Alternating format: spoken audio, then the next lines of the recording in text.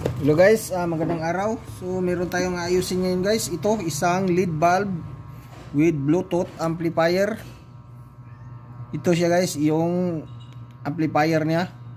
So ang problema daw nito guys ay nawala ang kaniyang sounds. Umiilaw naman itong kaniyang LED light.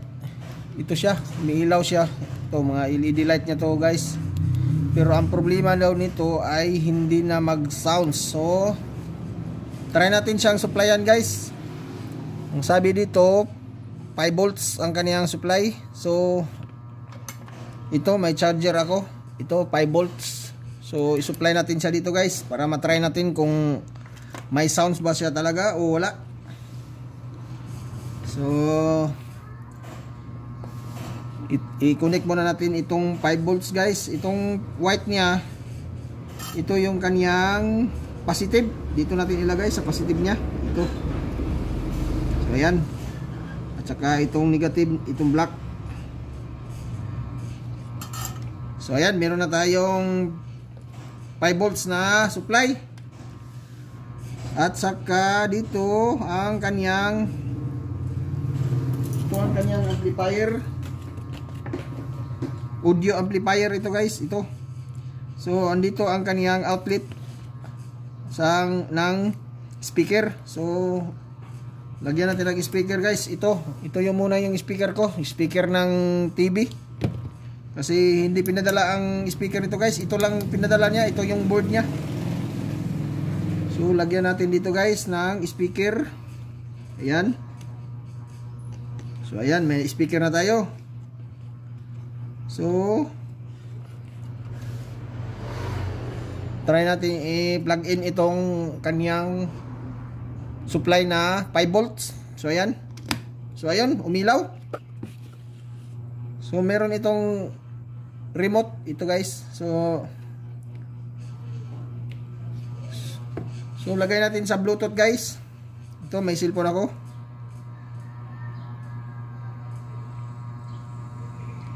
So ayan. Naka-connect na siya. Connect na GM-008. So ayan, try natin i-sounds. So ayan, naka-volume na siya. Full volume na siya guys, pero wala siyang sounds. So ito yung problema niya. So ito yung aayusin natin guys. So hawakan natin yung kanyang IC. Kung mainit ba. So ayun, grabe ang init guys, hindi na mahawakan. So tanggalin muna natin, baka lalong masira. Umiinit itong IC niya guys. So ibig sabihin nito, shorted to guys. Tanggalin natin to siya guys. Tanggalin natin itong kanyang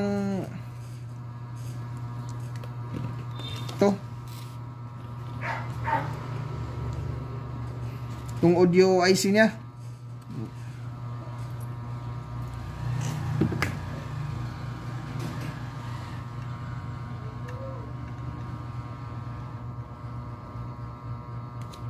Ayan, tanggal na siya.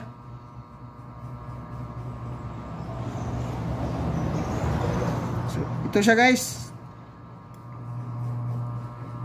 Ito yung IC, audio IC niya, sira. So papalitan natin ito guys. Ito. Hahanap tayo nito kung meron tayo nitong pamalit. Tingnan ko muna dito guys. So wala akong nakita na IC guys. So ito na lang ang gagamitin ko guys, itong mini audio amplifier. So katumbas din ito ng audio IC guys. So ang kailangan nito guys 5 volts, ito siya.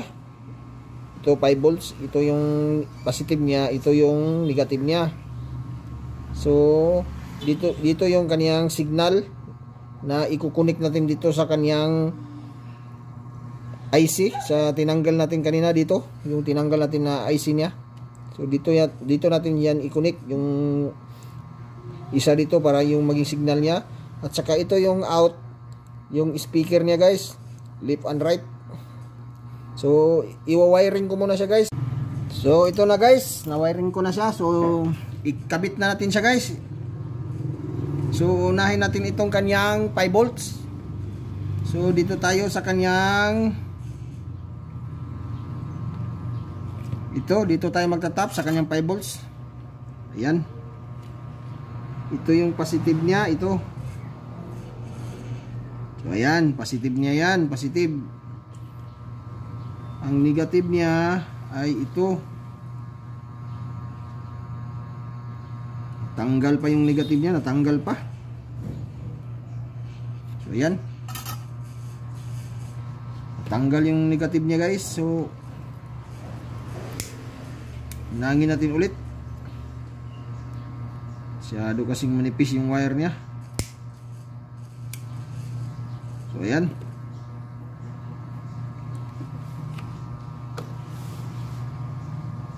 Di makita. Lagyan natin ng lead ang kaniyang wire.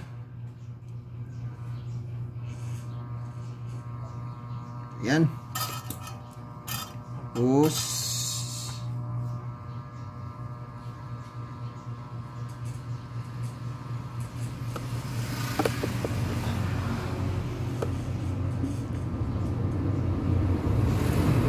ayan. Tanggal kasi guys. Tanggal yung wire niya. Ibalik natin ito sa kanyang lagayan.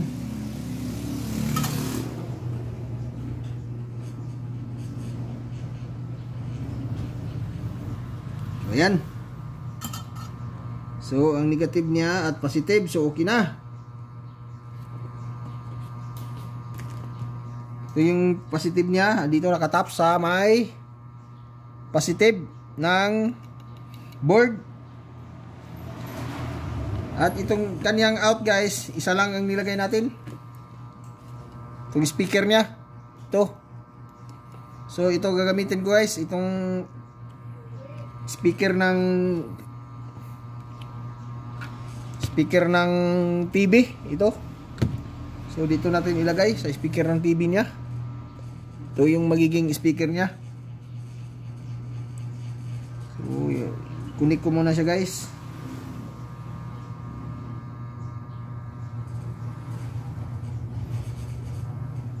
Ayan.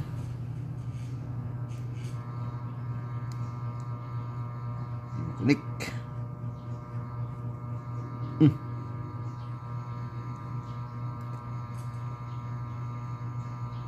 Hindi ako na lang ihinang ito guys para testing lang muna kung gagana ba siya. So ayan. So nakakunik na yung speaker. Ito yung importante guys, ang signal niya. So para malaman natin guys, isaksak muna natin siya. Ayan, umilaw na siya. Lagay natin sa plus para hindi tayo masilaw. Pwede rin natin i-off ang ilaw guys. Tapos i-bluetooth natin. May bluetooth ba? Yan, nakakunik siya. So naka-ready na itong bluetooth guys. Ito yung speaker niya. Ayan. So ang pinaka-importante itong signal niya. Ito. Dito natin ilagay sa kanyang tinanggal natin na IC kanina. Hahanapin natin yung signal niya kung saan siya magtutunog.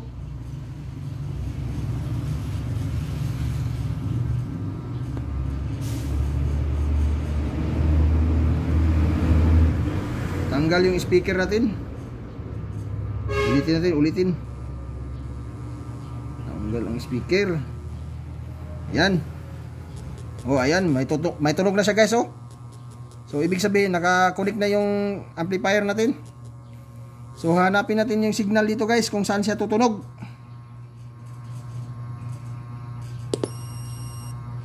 Meron. Ayan. So dito siya guys. Dito sa unang paa, itong paa niya, dito natin itusok natin siya dito. Ayan, meron na siyang sounds.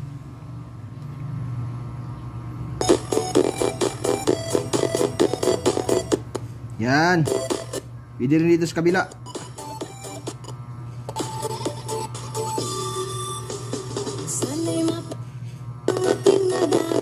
So dito natin ihinang guys sa kabila. Ito kay mas malinaw siya dito.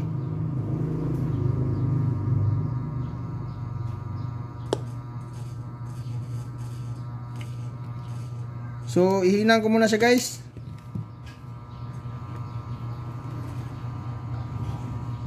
Ihinang natin ito sa itong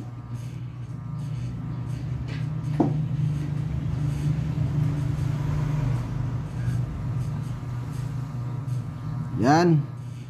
So try natin kung magka-sounds ba siya. So ayan, grabe naman yung ilaw niya, lakas. I-off muna natin.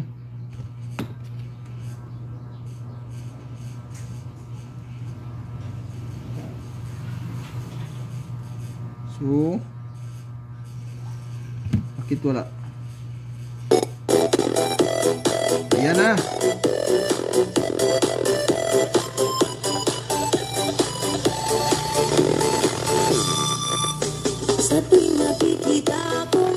So okay na siya guys, may sound na siya.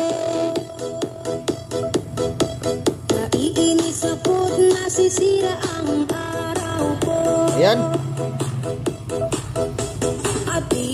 Ito yung signal niya guys. Dito yung signal niya. So ito yung sira na IC natin guys. Oh, ito yung sira. Shorted to guys.